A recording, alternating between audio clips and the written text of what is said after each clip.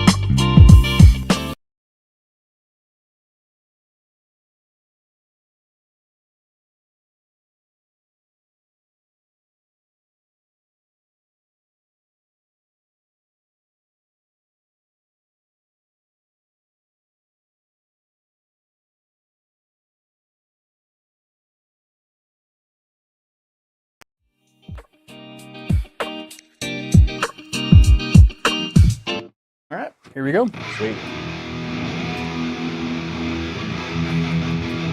Cool. Alrighty.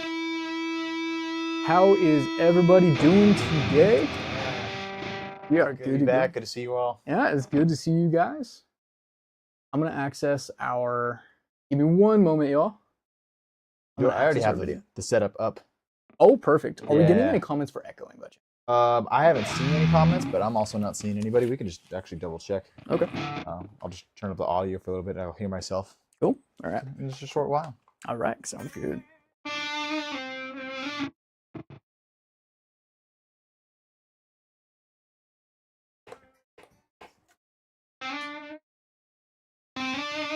Cool. But hey, man, you want to just jump over to that warm up and then we could.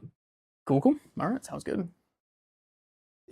I don't think we're gonna have any echoing, but I'll hear it in a sec. Cool. Cool. Cool. All right. Here we go. So getting started with our warm up because we've had a lot of rainy days, a lot of cold days. Yep. And I swear by this exercise. This Cool. warms up my hands in, Cool. well, sometimes. In any case, so this is the infamous, sometimes famous spider exercise. Essentially what we have going on here is we have a chromatic scale. In this chromatic scale, we're going to be playing between the 5th and the 8th fret. And then we're going to be playing this from the low E string to the high E string. Cool. In the simplest ways, we're going to 5, 6, 7, 8, A string, 5, 6, 7, 8, D string, 5, 6, 7, 8, G, 5, 6, 7, 8. Repeat for all 6 strings. Simple enough. All right. How's that echo going? You keep doing your thing, bro. All right, you got it. Cool. So overall, I mean, playing through this exercise, it's not a full chromatic scale, but the whole idea is that we want to try to maximize finger movement between our left hand. Now, going through this exercise, we'll just simply play this 5, 6, 7, 8, all chord notes. And you can kind of get away with finishing this exercise as follows, but there is an extra layer of requirement if you wanted to turn this into less of a warm-up and more of an exercise. Now, to do the actual exercise itself, we're going to play it as we just stated, 5, 6, 7, 8, 5, 6, 7, 8. But as we're climbing up the strings, we're going to want to pay attention that we're moving only one finger at a time. So you'll notice as I start this first line, 5, 6, 7, 8, all 4 of my fingers will stay down on this E string as I'm playing this. As I approach my A string, I'm going to move my first finger only up to A5. Next, I would move my middle finger. Same thing with the ring finger. And all the while, I'm only moving one finger at a time. Continue to do the following for all 6 strings.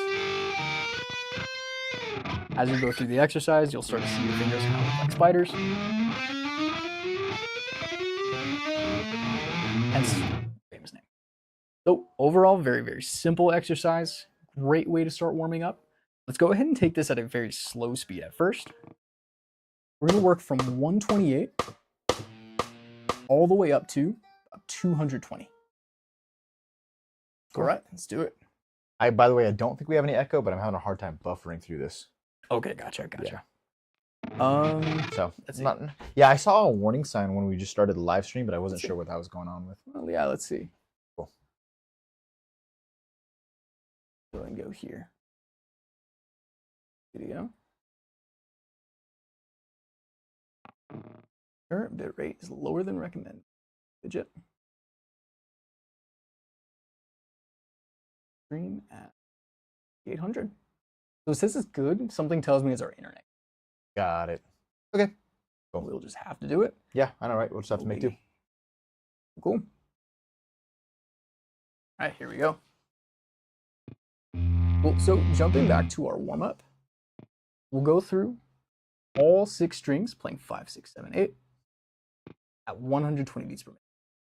Now, if you cannot fully keep all of your fingers down and move only one at a time, that's okay. Feel free to simply play the 5, 6, 7, 8. The whole idea is we want to use this first as a warm-up. So maximize that finger movement. If you can't get just one finger at a time just yet, that's okay. All right, let's go ahead and hit it. Yeah, let's do it.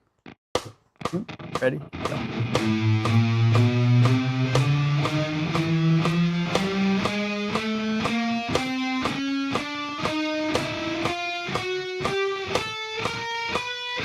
Nice. It's gonna repeat one more time. Dude, I'm having a real tough time putting my fingers down. I've never done it this way. It certainly can be a very tricky one. The whole idea with this exercise, when we keep all of our fingers down and only move one at a time, the whole idea is that it really stresses finger independence. Just keeping one finger in motion at a time. So it really, really helps with that. One of my favorite exercises. Yeah, yeah, 100%, dude.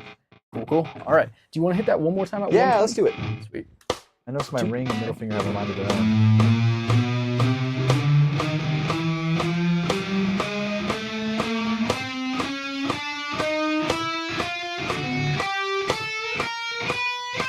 Nice. All right, one more. Yeah, why not?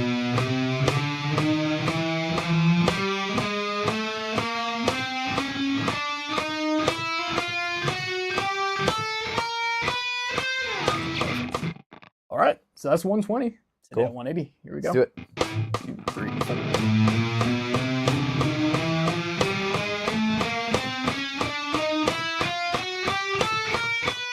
Nice. How was that one? Still rough, dude. It's like, I gotta work on this.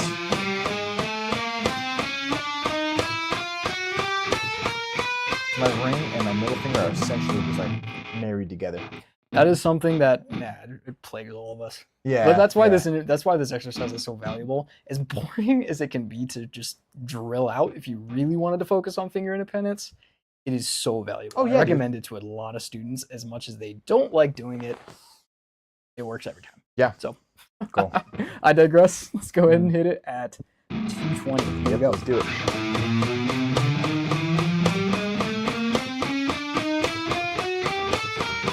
Nice. One more time. Yeah, because I can hit the chromatic scale so easy. It's that finger independence that we talked about a little bit earlier. But yeah, man, it's going to take me a minute to just get there. It's not going to happen today. It definitely doesn't. Yeah, actually, that's a great point that you just made. If you can do this already, chances are you've done this before. Yeah. So if you can't, that's perfectly fine. It is the consistency. Just like everything else in guitar, you stay consistent with something like this, and as the weeks go on, and I'm actually willing to bet probably only about a week, you'll notice improvement with this. Yep. But as the weeks go on, you'll start to see the improvement. You'll be able to get your fingers to do what you want them to a lot easier. Yeah. And what I appreciate about you and playing with you, Bryce, is you find these random exercises that you can just, I don't know, play, operate, work with, that I am not like an exercise-oriented person. I'm just like, let's learn some songs and let's just keep going. Yeah. One thing I've been plagued with lately is the amount of songs that I want to learn that are beyond my skill level. And I have to spend time working on exercises before I can even think about working on those songs because they're just too quick, too complicated. I can't get my finger to stretch this far. So I digress. Yeah. It's a great way to get it. It's a great way to get where you want to go, though. Right on, bro. Cool. All right, so that's a spider exercise. Feel free to try this one as a warm up and just continue to warm up from here. We're going to go ahead and hit some bends. You ready? Yeah, let's do it. All right, let's do it. So bends, all the different types of bends. You're going to hear me say bend a lot. Cool. So overall, when we're talking about bends, we're simply talking about a technique where we take a note, bend the string. This causes a pitch elevation. Okay? You'll see this happen in classic rock. You'll hear, well, even a lot of modern rock too. Mm-hmm. Very, very common technique. A lot of the times, though, when students attempt it, they can attempt it in a kind of incorrect fashion. Yeah. So I want to go over not only the type of bends, but good bend technique as well. Cool. So going into this, ultimately, when we're talking about good bend technique, there's a couple of things we want to keep in mind. When we're going to do a bend, first and foremost, you want your hand to be in a very specific position. Oftentimes, guitarists, depending on what kind of style of music they play, they'll keep it seated right here. They'll keep their thumb on the back of the fretboard like this. This allows for more dexterity. Sometimes that can vary, but when we're going to do a bend, you want to try to keep the guitar, or at least the neck of the guitar, as seated as best as possible right here between your thumb and your first finger. So that's step one. Now from here, of course, we're going to try to find the fret that we're going to bend. In the tabs right here, we're going to see it's the 7th fret of B. So I'm going to use my ring finger, press down that note, and I'll explain why in a second. But first, making sure that the neck seats really nicely between my thumb and my first finger. Now going on from here, you'll notice that I use my ring finger to start doing this, or at least to prep myself. The reason why is because it's much easier to bend with 3 fingers rather than just 1. So by having your ring finger right here, I can easily see my other two, my first and my second finger right behind it. So when I go to do my bend, I have 3 fingers worth of strength rather than just 1. So that would be step 2. Just make sure that you have your other 2 fingers behind it. And it'll be a lot easier. Now, as far as actually executing the bend, these are kind of just like pre-stages to get yourself set up. Doing the bend is where students kind of struggle. Sure. A lot of students, myself included, like to bend with their fingers rather than their hand. Now, I'll explain what that means. I'm pretty sure I saw it on a YouTube video, but this guy explained it beautifully. You want to try to, rather than bend with your fingers like this, you'll see my fingers kind of extend, flex a little bit. Rather than bend the string like that, we're going to have our guitar neck seated right here and rather pivot off of the pressure of your hand and the guitar neck right here. So as you go to pivot, think of your hand kind of twisting like this. You'll feel a little bit of pressure between your hand and the neck of the guitar. You'll feel it kind of push against your hand. And that pressure right there is what you want to use to pivot around your finger. So the overall motion is I'm kind of holding the guitar neck like this. Fingers are down. I'm getting ready to do my bend. I am twisting around this point right here. It's a bit of an interesting technique to get a hold of at first. It feels very, very unnatural. Now, what this is ultimately doing though, is it's allowing us to pull or to perform the bend using the muscles in the back of our hand rather than the muscles in our fingers.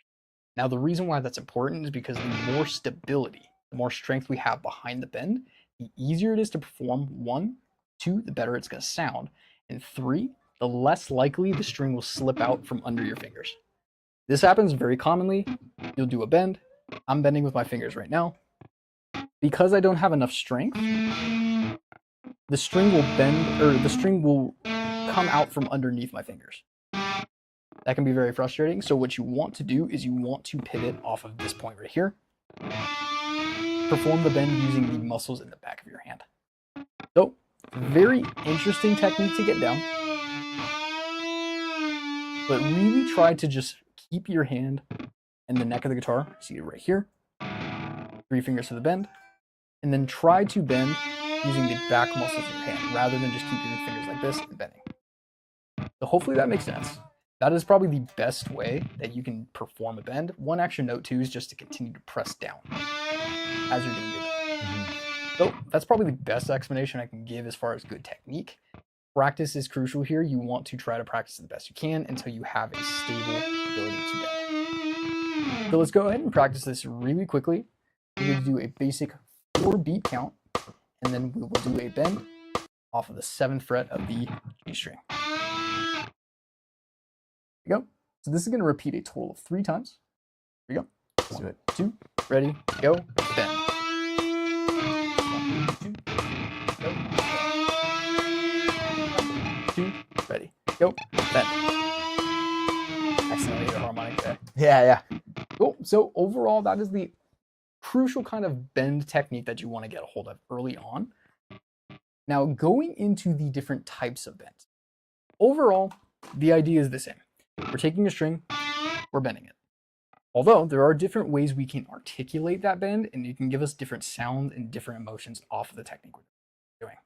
The most common type of bend is a full bend or a full note. No. Whole note. Whole note bend. Hold on for a second. I just messed that up. Full whole tone, step. whole step. Yeah, whole step. It is a 2-note difference. Yeah, there's a lot of 2 different fret names. difference. Yeah. Yeah, there's a lot of different names for that. Dude, tone. I cannot believe I just mixed that up. I'm just gonna leave now. Yep. Cool. But overall, we're doing a bend that is going to pitch upward 2 notes. So starting from here, you'll notice that I have my ring finger, same thing, on the 7th fret. Doing a full bend, I'm hitting this note right here.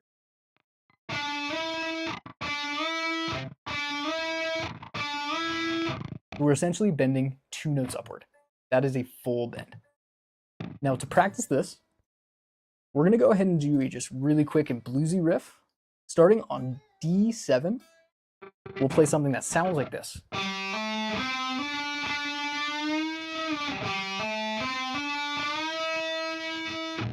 And really focus on just... All right, here we go. Yep, let's do it.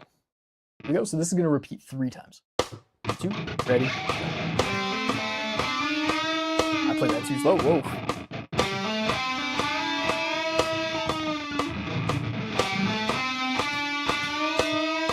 There we go. I'm going to hit that one more time, that rhythm. Yeah, just to get the rhythm. Let's try that one more time.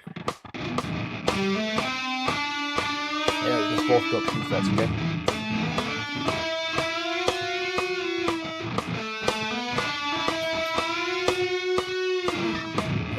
realized we were both starting on 5, and I was like, well, Whoops.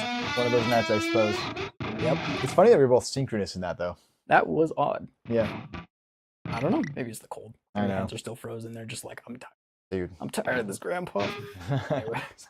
So that is our full bend. Now, same thing as a full bend is half bend. Half bend is essentially the same idea, just not 2 notes upward. It is 1 note. It'll sound rather than this. It'll sound more like this.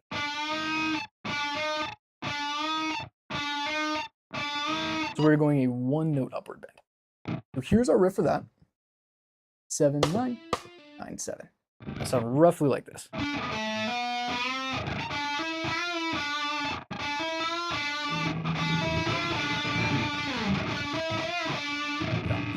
Just making sure I got it. Yep. All right, let's go ahead and hit it. It's going to repeat 3 times. We're doing a half bend. 2, 3, 4. 2, and a bit of a quick release. Cool.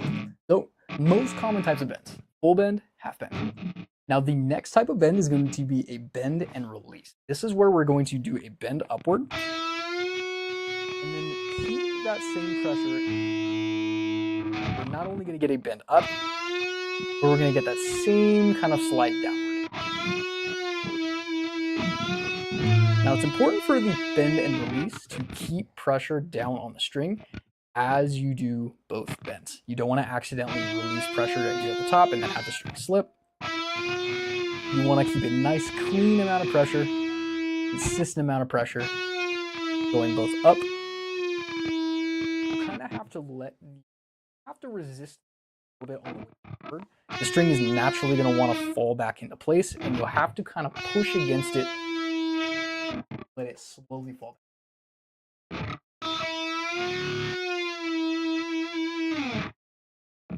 All right, so here we go. Start this time on the 9th fret of G. Full bend up, bend down, 7, 9, 1.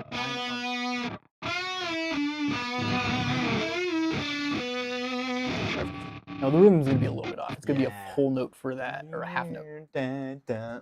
Something like that. Cool. Ready? There we go. 2, ready. And bend, release. One more time. Bend, release. Sweet. So that will be our bend and release. Now, probably the most famous out of bends is our unison bend. This is the one that you see in a lot of different classic rock songs. Probably the easiest example is the solo from Beat It. We're essentially having this bend right here. What we're doing in a unison bend is we're playing a note that we're going to bend. Remember, we're bending this 2 notes up. And then we're also playing that same note on the string above it, or below, depending on which way you're looking at the fretboard. But it would look like this.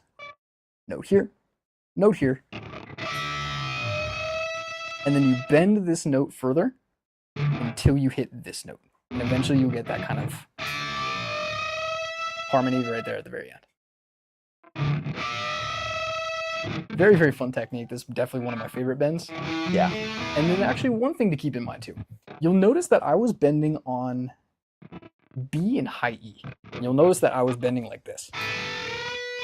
There's 2 frets apart rather than 3. This is simply because every note on the B string is shifted over.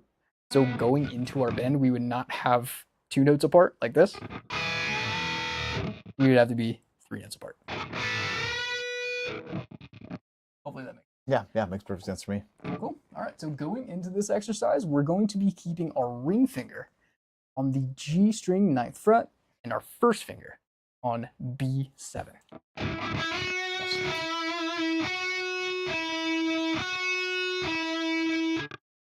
Cool. Yeah, no problem. So, keep in mind, we're going to want to press down on both these notes, hit them both, and we're going to try to only bend with our ring finger.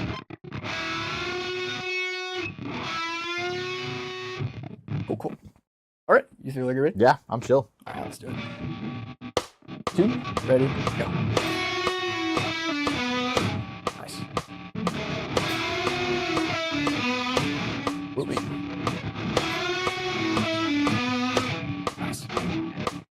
right, so there's our unison bend. Really, really famous one. Actually, Freebird. A lot of Dude, unison bends. Freebird, Hotel California. Oh yeah, I yeah. wanted to add in, like, if you want a quick survey on bends, learn the Hotel California solo. There's all these variations are just going to be present throughout. Great tip, actually. Yeah, Great yeah. tip. Perfect song to learn bends. Yep. Cool, cool. All right, so we have two, well, technically one more and an honorable mention. The next and the last of our bends is going to be our pre-bend. Now, this one can be a little tricky because we're not really bending into the note, we're bending out of the note. Hopefully that made sense. A normal bend would look like this. We're starting at our lower pitch and bending up to our higher pitch. A pre-bend is where we bend upward. And then we pick to let the high note bend down to the low. So it's a little bit interesting how it works. Sure. Now, it's not terribly complicated. What you essentially want to do to set up a good pre-bend is actually mute the bend using your pick. So you'll notice I have my pick right here. Wow, my cable needs a replacement. Yeah. So right here, I have my bend. I have my pick on that same string. I'm bending already. You'll notice my left hand is bending and my pick stays on the string. This is so I don't accidentally produce a tone from the note that I'm bending right now. And then the minute I'm ready to release this bend, that is when I pick. I'm already at this higher tone, so I can bring it back. So once again, start your bend, pick on your string. I'm here at the very top, at the top of my bend. Pick, bring it back down.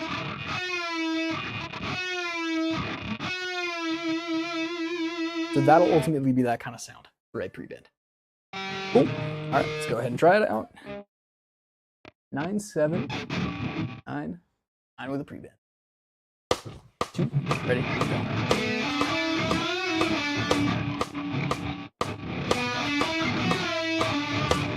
Wait. There you go. Cool, cool. Yeah, you already hit the vibrato. Cool, cool. So this is the honorable mention I was talking about, vibrato. Not technically a bend, but also kind of a bend. Same exact principle, I guess. Yeah. So going into a vibrato, you're not really taking the same exact technique. It's a little bit different. There are some people who do vibrato with the kind of typical bend technique. Hand seated right here, 3 fingers behind it. You just barely wiggle your fingers. Me personally, I like to have my hand seated like this, use my first finger, and then really emphasize the pivot. You'll notice that as I'm doing my vibrato, notice how my hand rotates like this.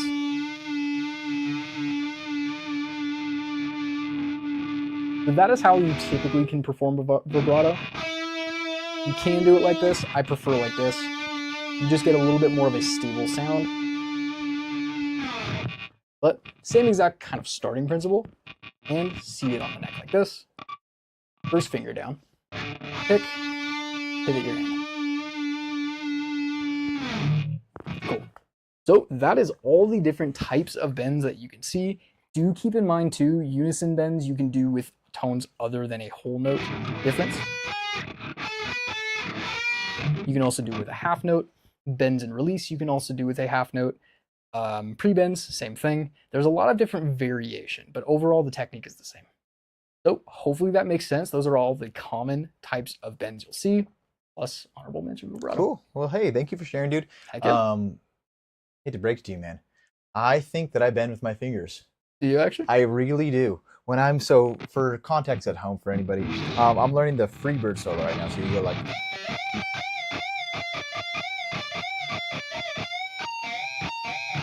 You can kind of keep going forever, and there's another part. And I find that my hand gets so overwhelmingly exhausted as I'm playing that solo. And I think it's probably because the strength source is coming from my fingers as opposed to the back of my hand. So I think I need to readjust my technique.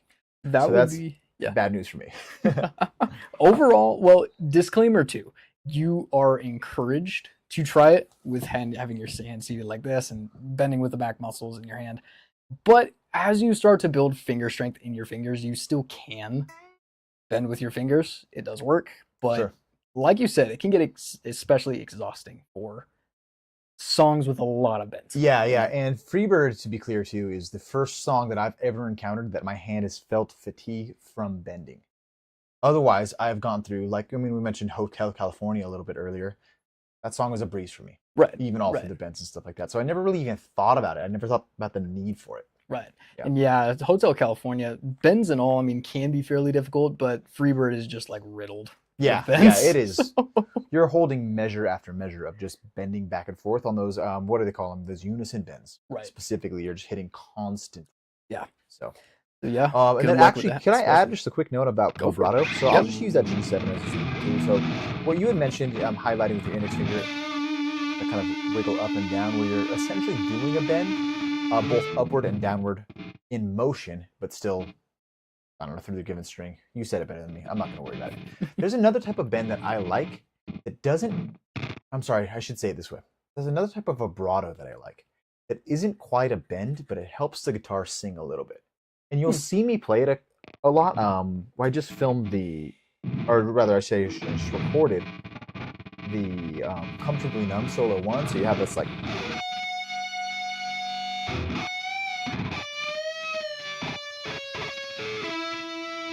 so in that spot, you see that I have two types of vibrato. First one, I don't want a crazy bend vibrato. So what I'm doing is I'm actually shaking my hand left and right.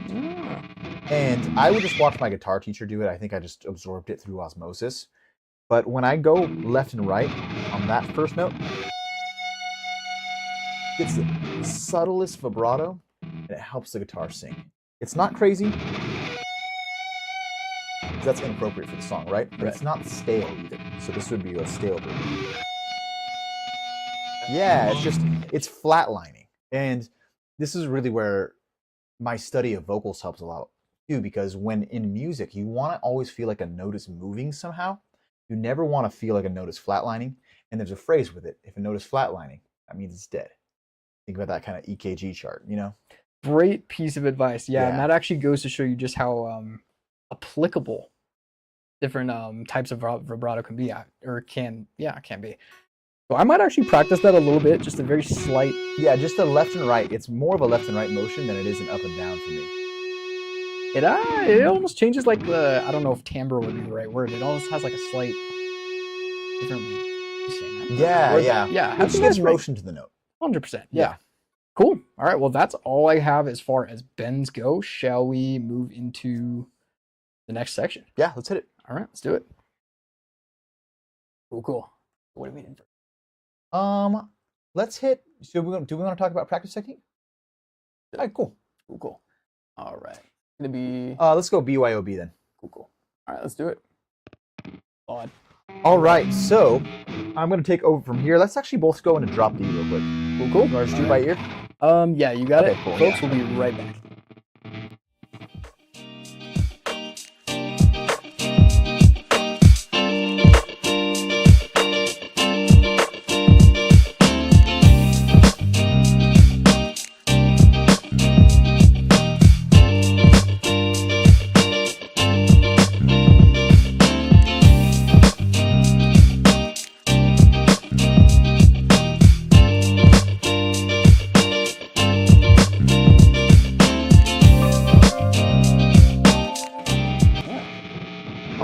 All right. So let's go ahead and jump into BYOB. So Bryce wanted us to talk about, and you know, it's funny, I'm just kind of implying that you're calling the shots here, but hey, it's all good, man.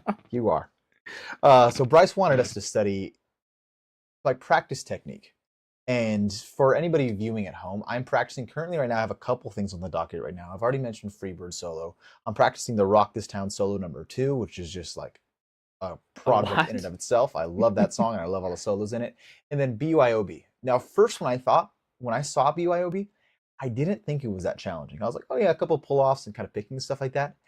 But the more I explored it, the more I'm like, oh my goodness, this is kind of difficult.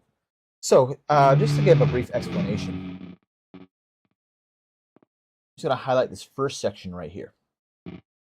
We have a D string, it's 7th fret, pull off. Now, I always use my index finger on this, but really, I don't think it technically matters. As long as you feel comfortable with whatever finger you're pulling off, you'll be okay. Don't do your pinky, though. So, D string 7 to pull off the open. Oh no, it looks like I lost volume. Careful. Yeah. Just gotta get used to that. Cool. Now those are 16th notes. So if I'm tapping this beat right here, tap, tap, 1 E and a 2 E and a 3 E and a 4 E and a.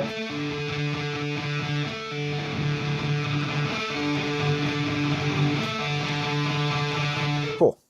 Awesome. So that's just a kind of the brief beginning chunk of the beginning chunk of BYOB. The next idea is you have this figure right here, where you have kind of a pseudo triplet, pseudo duplet pattern. I don't even know if that's a real word, but pseudo 3 against this 2. Kind of like this. Set 1, 2, 3, 1, 2, 3, 1, 2, 3, 1, 2, 1, 2, 3, 1, 2, 3, 1, 2, 7, 8, 7. Cool. Just fun fact, that is called a Bulgarian rhythm. I was joking with one of my students about that, and the second song that I know off the top of my head that has Bulgarian rhythm is Clocks by Coldplay.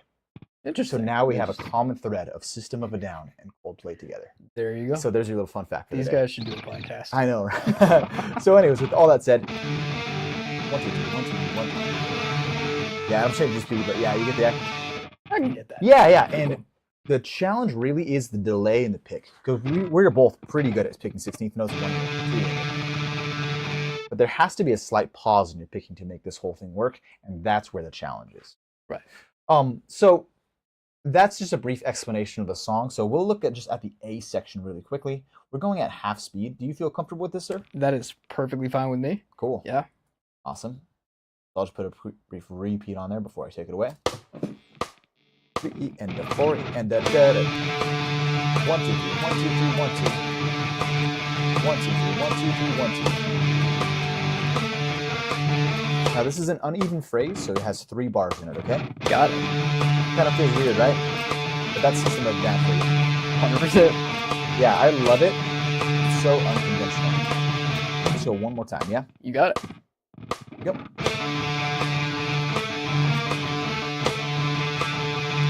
As we play, I do want to say alternate picking is a must right here. Cool. 100% would agree. Nice. I would be driven nuts if I was doing just down picking for this one. Exactly. Yeah, especially at half speed, but when we go to full speed, buckle up. Yeah. Oh, Cool. yeah.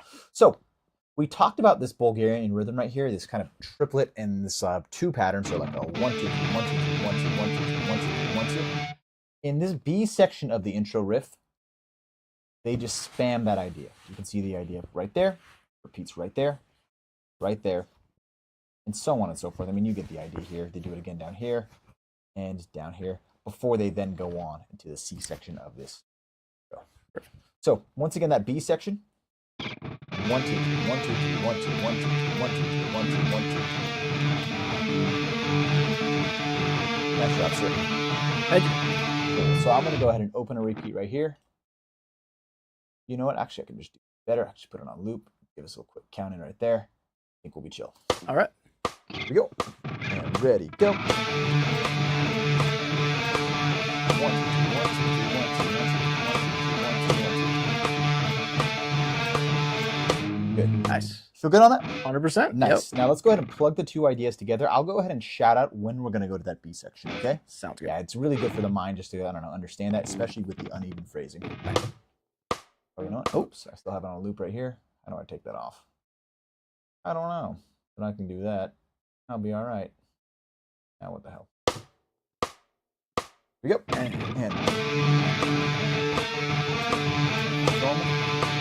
Bulgarian. Normal. Go into the B section right here. 1, 2, 3,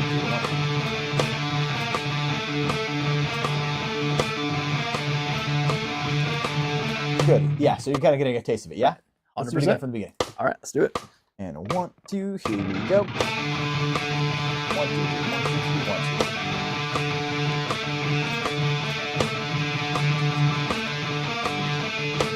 2. Good. Bulgarian rhythm, sorry. No worries. Kind of started to anticipate. Good, awesome. Heck yeah, nice. Now, the last section, the C section down here is, full disclosure, I'm hardly practicing this, so pardon me if I don't explain it super well. But the idea is you have the open, low, open drop B, and then you hit that kind of pseudo Bulgarian rhythm pattern yet again. So it goes open,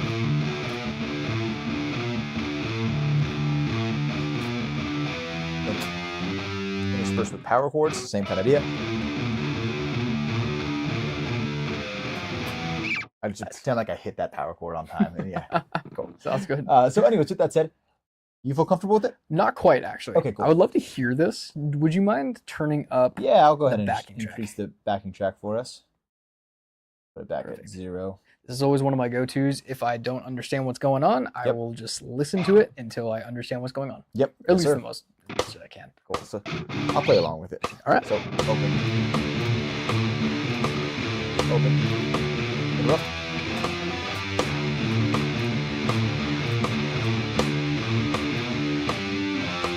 And I said the word Okay. I said the word interrupt, but really what I wanted to say too is just like you just stick some power chords in there. Dude, Gotcha. is maybe the best way I can explain it as of right now. Okay. Does that make more sense listening to it? 100%. One thing I was particularly looking for was this very first note and the additional little bit of space before you start doing these. Mhm. So yeah, I kind of caught on to that, and I think I'm feeling pretty good. Cool. Yeah, let's go ahead and hit it together. All right, let's do it. Here we go. Power chords. Oh, missed those. 10. Let's try again. All right. We'll just wait for the round to complete. Why not? Yep. Go for Ready it. for this one? Yep. And see, power chord up. 10, 8, 7. Yeah, not bad, not bad. Cool. So, anyways, that's a brief overview of BYOB. And for anybody watching or listening at home, that is what I'm currently practicing. One of 3 songs as well, sweep picking and some flamenco stuff, just having fun. Right. Now, the point is not necessarily to teach BYOB, but to talk about my practice strategy as we're going through this. 100%. So I have a couple things that I do to bring success. First thing, I always gauge my own skill against the song by asking, can I play this at 50%? Meaning, you will see this tempo marking at 80 right here. The actual given tempo marking of the song is 160. Meaning, if I'm sitting down day one and I cannot play it at 80, despite how hard I'm trying, I probably shouldn't be learning that song at this point. That's my own personal belief because I believe guitar should, how do I say this? Guitar is not easy. But if I want to enjoy the instrument, I want it to feel easy. Right. Therefore, if I'm learning something and I have to take it at 30%, it's not going to feel easy as I go to 100. And at the end of the day, I'm just not going to enjoy myself. And I'm at a spot, I've been playing for almost 20 years now where I just want to enjoy myself. I'm not here to play to impress anybody. I'm not here to go on stage or anything like that. A lot of that chapter of my life is closed, and I'm just doing it for the fun, for the minute. Right. So that's kind of like my first philosophy. Okay. From there. And before you actually go ahead. continue, I would love to add, I did state last week too, I'll probably state a couple more times too, I'm a self-taught guitarist. I started my journey for probably the first 6-7 years of Dude, I caught it too. Around middle schoolers all day. Yeah. Yep. So first couple of years of my guitar journey was purely self-taught. So I never had anybody to tell me what was too difficult or not. So going into something like this, my first instinct would be like, okay, I'm definitely not good enough to play this. I'm still going to try it anyways. That being said, some people can do it. And if you can, that's great. But like Johnny said, it can be a very, very daunting task to learn certain things on the instrument. And statistically, 9 out of 10 guitarists will stop playing in their first year. And this is one of those reasons, by attempting things that are too difficult. So do not take on those too difficult of tasks, I guess. Yeah. I don't want to sound harsh when I say like do not do that, but set yourself up for success by not biting off too much or more than you can chew. Yeah, I 100% agree. And it's all just philosophy, and it's all managing success and disappointment. Right. If I try a song, will I be disappointed if I don't get it versus will I be happy if I do? For my case, I will be happy when I can play songs going into 100%. Therefore, I just want to maximize that positive feedback loop. Right. Now, I got to say too, you and I are probably the same in this. We're the outliers here. I have learned songs that are way too difficult for my skill level where I was at. Right. I think my first year into playing, I learned Eruption. Like, no kidding. Yeah, it's crazy. Yeah. But I was a freak. I broke my leg and I sat on a couch all day and I played guitar. and I just set myself to these specific goals, and I just did it. Right. But that's not most people. Right. So if you're like most people and not like me or Bryce, and I'm sure you have the kind of same stories for yourself. Right. Yeah. Just take it easy. Yeah, it's not a race, guys.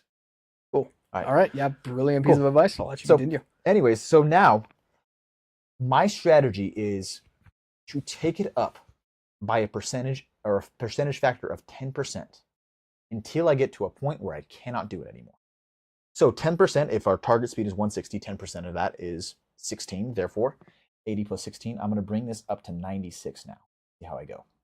Now, I do want to say I don't normally go off of Guitar Pro. If I'm feeling lazy, I'll just go up by increments of 10 BPM. I'm usually on Ultimate Guitar when I'm practicing. And that has a really just easy percentage slider. 100%. Cool. Yeah. So anyways, let's try it at 96%. All right, and you got let's it. just check our upper limits on this, yeah? Yep. I know I can't play it at full speed yet, so I'll hit it at some point. You know what? I'm in that same boat, so here we Cool. go. Here we go. Ticka, ticka, ticka, ticka. There we go. My goodness.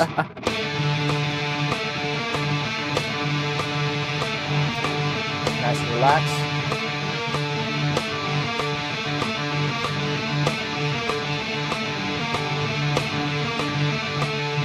Push.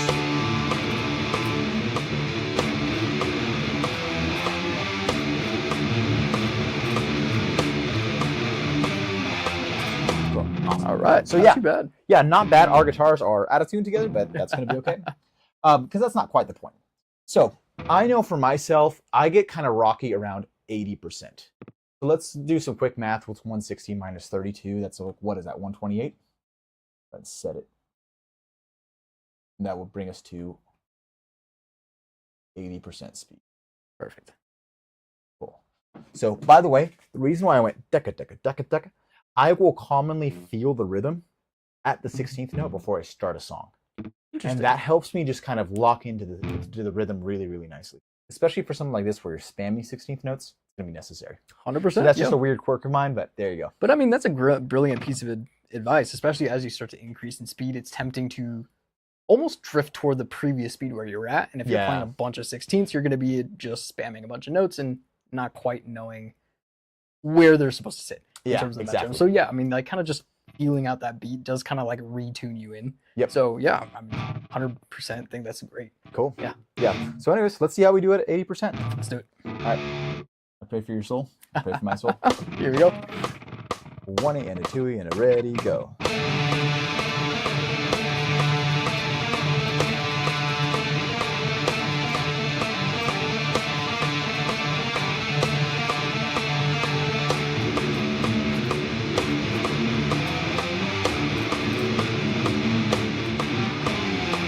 Good, and I haven't practiced the C area a lot, so that part was the rockiest. I just hit the power chords. Cool. So, same boat. If I can't get it, so I got it just now, at least the A and B, which is what I'm targeting right now. Right. I got those at 80%, so I would advance up to my 90%. Right. If I did not, then I would wait for at least 3 successful runs that day. Then I would advance. Once I advance up to the new tempo, if I cannot do it within 3 runs, I go back. And it's just this constant back and forth and back and forth. And as a reminder, I don't feel any pressure. I don't feel like it's a race whatsoever to get good. Like I've got my accomplishments, I'm chill. So if I go back and forth one day and like I don't make much progress, I can sleep just fine at the end of the night and I will feel fine inside my heart. Right. And what I will commonly find is if I have that struggle back and forth, eventually I'll just break the threshold. Then I got it. Right. So, and we've iterated too. Sleep, for some reason, is a miracle worker in that sense. You even if you quote unquote aren't making progress in speed, you still are making that progress too. That repetition that you're doing, even bouncing between speeds, is crucial for just getting better at that song. And so you sleep it off, you go back at it in the next day, and you might actually be 10, 20% faster. Yep. So happens 100%. All the time. Yeah, I think that level of structure when you're improving at speed or you're trying to climb up the speed, I think that's so important. Yep. Especially if you're looking for just zero guesswork in regards to like, should I go faster? Am I ready for this? All of that exact framework. Yep. Yeah, that is beautiful. Now, I've also heard it said that 7 times in a row before you advance speed. I heard that from guitarists in music school, and I'm sure that works. I just, once again, I want to enjoy myself. And that is not an enjoyable process, therefore I don't do it. Right. Yeah. Yeah, 7 times in a row can be brutal. That's Yeah. like recital prep level Yeah, stuff. yeah, Yeah. exactly. Yeah. And I think that's what they were talking about when we were actually having the Yeah. conversation. But once I get to that 6th in a row, I start to sweat real bad. And if I mess up a Yep. little bit, and I know in my heart, You're like, I can't. I gotta do this. Just gotta lock in. and you know, when we said no in my heart, that actually brings up another point. Friends, kids at home, don't lie to yourself. If you don't get a good run at a good speed, just accept it. Like, it's okay. Nobody's gonna be mad. Nobody's disappointed. But be honest with where you're at and work in that space instead. 100%. 100%. Yeah. So, anyways, let's see how I do at 90. You want to jump in on this too? I will try my Full best. disclosure, I'll Let's probably do it. cut it at C because that's not what I'm practicing right now. Totally fine. All right, All right. let's try it out. Got a measure. 1, 2, 3, and go.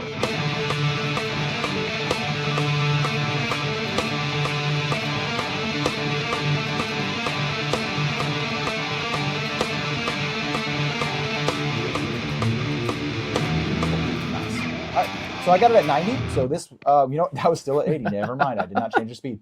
What is 160 minus 16? 144. There you go. There we go. All right, now we're All right, here we go. 1, 2, and ready, go.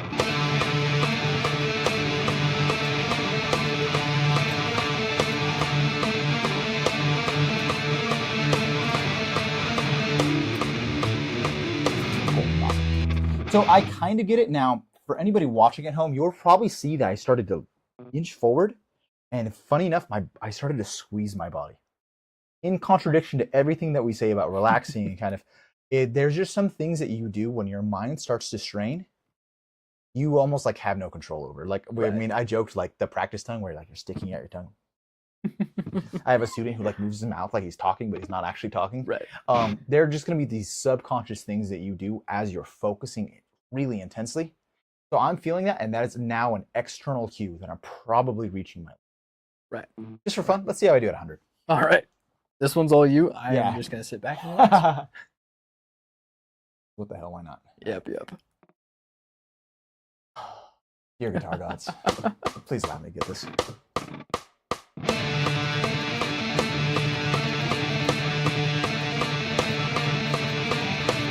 Yeah, no. So it's not quite there, and that's okay. You know, Yep. I will work at it, and then I will get it someday soon. 100%. 100%. Yeah, and you will be there to film it. You got it. Yep. Yeah, cool. So, anyways, Cool. Those are my 2 cents about practicing. Do you have anything else that you want to add, or something that maybe was said, some insight? It is a beautiful way to practice whatever you are practicing. I take only a slightly different approach in just how I currently think about going through the song, but essentially it's the exact same idea. I heavily rely on my understanding of what the piece sounds like, starting at that slower speed, Yeah. because you want to focus on that accuracy at first and build off of that. And then, just Yeah. repetition. Can I add one quick thing? Because I forgot to mention it before, and I think it's really valuable. At any given day, regardless of how good or how bad I play the song, I will always start at 50% speed. Even if I know I can play at 90%, I will go back to 50% to reintroduce the subtle motion, subtle movement, just the sinew of my muscle hitting it correctly, and then speeding it up from there. I think that is so valuable and so important. And although it can be a little bit boring, like truthfully, I kind of it, but I like to think that that slow motion will once again reintroduce the nuances of what it means to be successful in a song, not just a sloppy version at 100%. 100% Yeah. agree. 100%. And then another thing too, like I'm a big advocate of playing with the software, meaning that if you have Ultimate Guitar Pro, use that, or if you have Guitar Pro 8, which is what we're doing right here, use that because the software will help you. It'll help keep you accountable. You can hear kind of how things work, how things don't work, and so on. So you alluded to that before, like I just need to hear what it sounds like. Super helpful. 100%. Yeah. Cool. Switch over. Cool. So I think that's probably one of the greatest things that you can do as a guitarist is really just nail down a good structure practice. Yeah. Because let's face it, I mean, 10% of guitar progress is like lessons, and 90% of it is execution through practice. Yeah. So yeah, just really getting that practice kind of nailed down, and of course taking it at a comfortable pace where you are set up to be successful. Because, like you said before, I mean, a lot of these songs can be very, very difficult. They can have a lot of nuances, and so not jumping the gun too fast and biting off more than you can chew in the songs, and really paying attention to just having that level of success even wherever you're currently at. Yeah, it could actually jump in on a point too. Sure. Yeah. I am, once again, in my life, I'm not here to impress anybody. I'm a big advocate of fun. Meaning, Yes. like when I play guitar, I want to have fun. And the fun, it's an interesting type of fun because it's not the fun I have when I play video games. It's not the fun I have when I'm playing sports with my friends. It's not the fun I have when I'm talking to my wife or whomever. It's like the fun that I have when I play chess against someone. It's like this intellectual exercise that I find intensely gratifying. So when I'm having fun, I'm choosing stuff that's appropriate for me. Meaning I'm not going to go too hard. Now, at this point in my playing, I'm happy to say that I can probably take the hardest stuff in the world and work my way up to it. But I wasn't always that way. But I always prioritized fun, and therefore it never felt like a chore for me. It always felt like I would always joke that guitar was my first love. And it always felt like that. It always felt like I was coming home. I was coming to find peace. I was coming to find rest. And in music school, things can become chores, but guitar never became that for me. Right. That's great. 100%. Yeah. Cool. All right. Well, I don't have much more else to add in regards to practice sessions or anything like that. But if you had to say what would be like the best piece of advice to give our viewers to help them in their practice sessions, Oh, that's a good one. Can I just make some plateau statements here? Sure. Cool. Yeah. So as I said, have fun. Bottom line. Guitar should be fun. It should be something that you enjoy. Pick something that's appropriate for you. Don't reach too far. You will get there one day, but it might not be today, and that is okay. Don't let your ego get involved. That is when you start to introduce disappointment. Meaning, if something is too hard, don't try to force it. No need to get frustrated. Keep practicing or abandon it and come back to it at a later time. One of my favorite stories around my own guitar journey is that song Classical Gas. Can we actually go to a clean tone real quick? I'll play it on the electric. Yeah, you got it. So I'll just play a little bit of it. But you are in drop D2. Oh, man.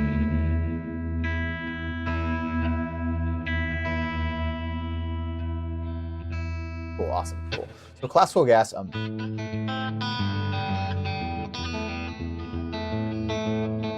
has this whole, whoops. Oh man, I messed it up. I have to restudy it. But yeah.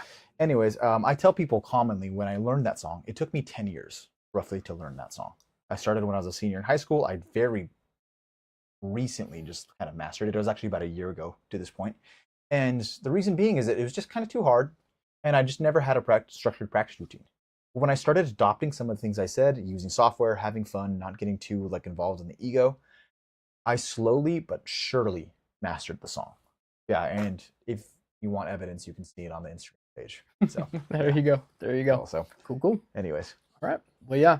Once again, it was fantastic, dude. As always. Always a joy. Yeah, so much fun. Heck yeah. All right. Well, hopefully viewers found some good value out of this. Once again, you can find all of the resources on the YouTube description. There's going to be a link that has PDF versions of all the different warm-ups. On the Mountain City Music website, we also do have a number of free resources. You'll find scale cheat sheets, chord cheat sheets, major and harmonic minor scale cheat sheets, and those are really fun if you're into soloing. So take advantage of those. And yeah, thanks for tuning in. Yeah, thank you guys. Cool. All right.